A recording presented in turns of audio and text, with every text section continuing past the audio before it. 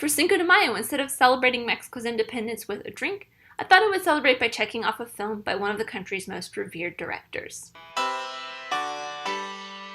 Hey, I'm Amy and welcome back, and today I will be checking Pan's Labyrinth off the 1001 movie checklist. If you do not know what the 1001 movie checklist or 1001 movie challenge is, it's basically a challenge I've given myself to check every single film off the 1001 movies you must see before you die book. So far, I have checked 171 films off the list. If you want to know more, there's a playlist up there with a video introducing this challenge as well as every single film I have checked off in this series so far. As always, let's get started with a short summary. In post-Civil War Spain, young and imaginative Ophelia travels with her pregnant and sick mother to the country to live with her stepfather, the sadistic Captain Vidal. There, she meets a fairy who takes her to meet the Faun, who tells her she is a princess of an underground kingdom, but to get there, she needs to accomplish 3 tasks. So if you watched my review, not this past Oscar season, but the season before where I talked about The Shape of Water, you will know that I have not ever been a huge fan of Guillermo del Toro's films, even though I have only really seen the first Hellboy movie and, of course, The Shape of Water. And the reason that I am not a huge fan of those movies is because of the characters that he has Doug Jones play. They're very tall, they're very creepy, and they just very creeped me out a lot, especially Abe Sapien and of course the monster or the creature from wherever from Shape of Water. But even in this film, before I had seen it, the Faun and the Pale Man very much creeped me out. And again, those are Doug Jones characters, which, fun fact, I think I talked about this in my Shape of Water video, Doug Jones is also from Indiana, so go Hoosiers. Just a little fun fact. But in this movie, after finally watching it, I can say I really love this movie. Yes, the Pale Man and the Faun still creeped me out because they are tall and very creepy movingly like, but because of the way that they move, the way Doug Jones makes them move. Yo he tenido tantos nombres viejos, que solo pueden pronunciar el viento y los árboles. Yo soy el monte y el bosque y la tierra. Soy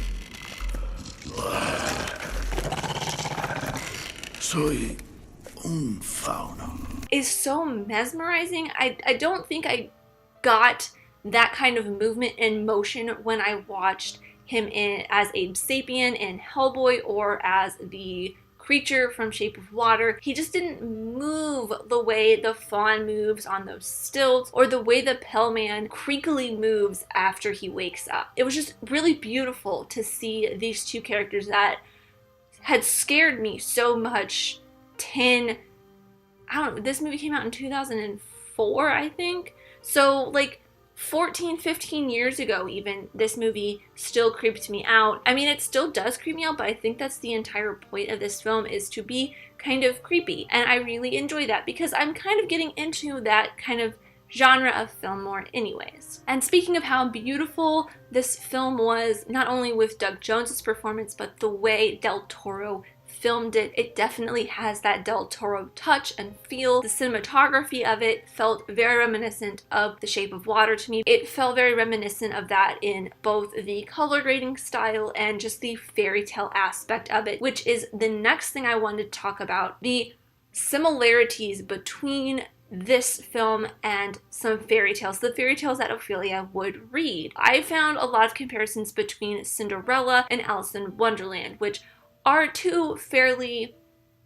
obvious references, but I thought that they worked really well within this film and within the scope, at least of Ophelia's point of view when she's finding the Faun and trying to become the princess. For the Cinderella parallels, I definitely saw this more as the opposite of Cinderella, where it's her father marries the evil stepmother and she gets all these evil stepsisters, but in Pan's Labyrinth, it's the opposite. It's the mother marries the evil stepfather and she doesn't get any like well, okay, here's something else I just realized, and I'll get to that in a second. But she doesn't get the evil stepsisters, however, she does get the evil soldiers that are supporting her stepfather. She does, however, gain a little friend with Mercedes. That's kind of a little aside thing. To me, the Civil War story and the fairy tale story of Ophelia on her journey, they feel very separate. Two separate storylines that converge very well. This dramatic story of Ophelia's stepfather, her baby brother, and Mercedes trying to help her brother and all of the rebels, and then they converge when Mercedes finds Ophelia at the very end. Other Cinderella parallels, the Fawn and Mercedes together are kind of like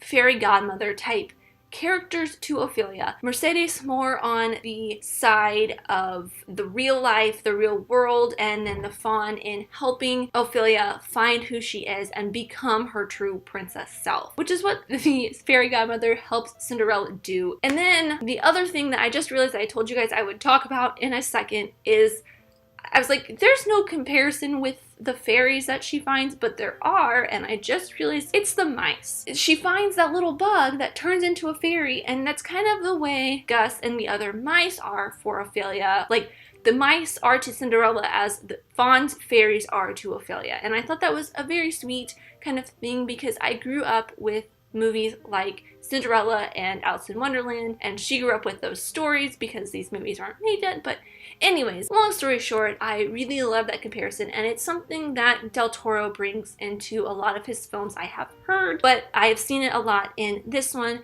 And then in The Shape of Water, it's like the movies that the main character in The Shape of Water watches in the theater that she lives above. So he likes to bring those two parallels together very well. The other fairy tale references are in Alice in Wonderland. It's more of just like Alice going through the looking glass or going down the rabbit hole. The fairy brings Ophelia down the rabbit hole to meet the Fawn. Her literally going down this spiral staircase is like Alice falling through the tree stump to find the Fawn. The fairies are like the White Rabbit. The Fawn can also be like the White Rabbit, leading her to her destiny where she finally meets the Red Queen, which is the Pale Man, in a room that is all red.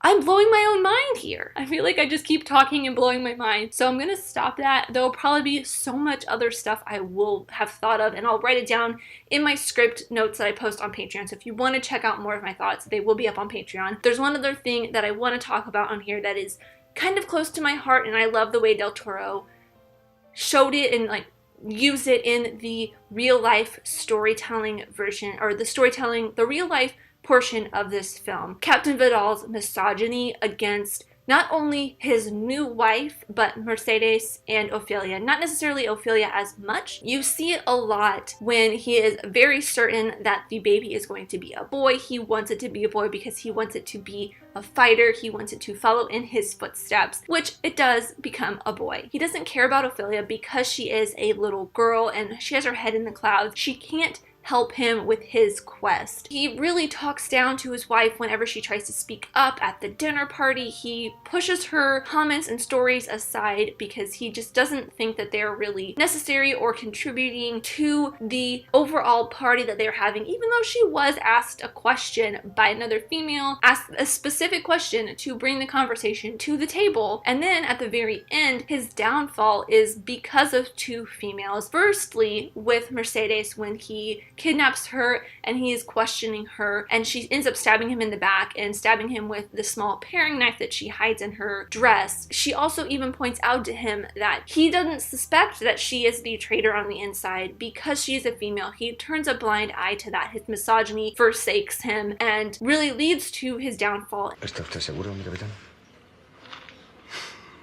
Por el amor de Dios. No es más que una mujer. Eso es lo que pensó usted siempre. Por eso pude estar cerca. Porque yo era invisible para usted. And then Ophelia gives him the sleeping medicine that the doctor had given her mother. She ends up dropping that into his alcohol, which really is another downfall for him. He takes that, he gets very sleepy, and then, you know, that's what happens. I kind of just forgot what had happened in there, and I kind of just got lost in my own thoughts. Oh, as a female who gets kind of, you know, looked down upon because I'm a female in a male-dominant community and landscape and career, I really liked the fact that Del Toro showed these really strong female roles, in the end. And finally, before I close this out, of course, I have to choose a clip, and the clip I chose was really just, you know, me confronting my fears and phobias when editing this. And you probably know exactly what it's going to be.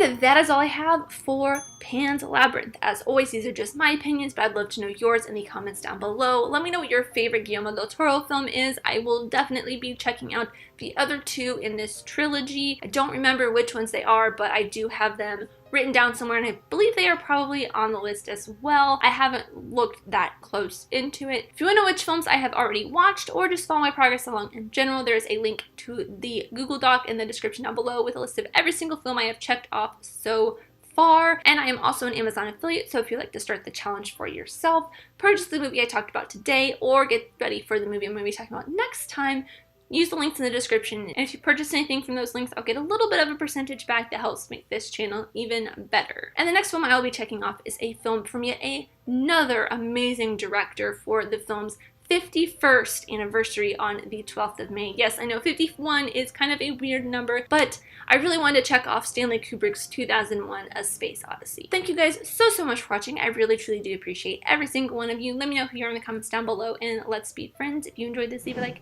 and subscribe if you're new, because I love talking all things movies, TV shows, filmmaking, history, all that fun stuff, and I'll see you next time. Bye!